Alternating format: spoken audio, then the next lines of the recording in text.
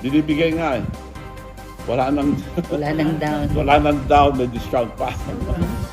Miss Universe, you have to deposit another 5 million. Nagsalita na ang Filipino businessman and politician na si Chavit Singson tungkol sa pagbili ng kabuuan ng Miss Universe Organization sa Thai na si Ann Jack Rajutati.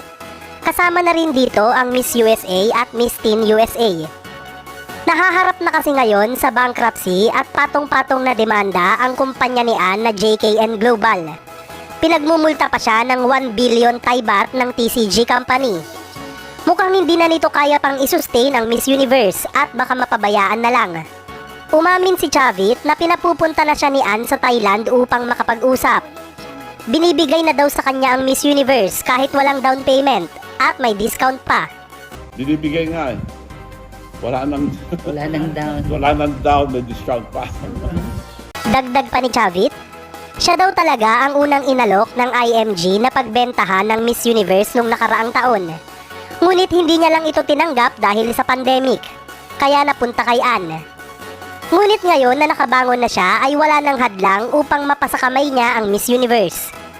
Ngunit tila ba humahadlang ang mga Latino fans dito? Ayaw nilang makuha ng isang Pinoy ang Miss Universe dahil baka daw taon-taon na lang Pilipinas na ang manalo. Samantalang mga Latino judge nga ang lumuto sa resulta ng top 5 kaya hindi nakapasok si Michelle D. Kung matutuloy man ang deal na ito ay mas magiging mabuti pa nga para sa mga future candidates dahil matitigil na ang mga issue ng cooking show na ginawa ni Ann. At babalik na ulit ang imahe ng Miss Universe na nakilala bilang pinaka-prestihiyosong pageant sa buong mundo. Anong masasabi mo sa mga Latino na tumututol mapunta ang Miss Universe sa Pilipinas? Natatakot kaya sila na baka gumanti tayo dahil sa ginawa nila kay Michelle D? Put your comments below.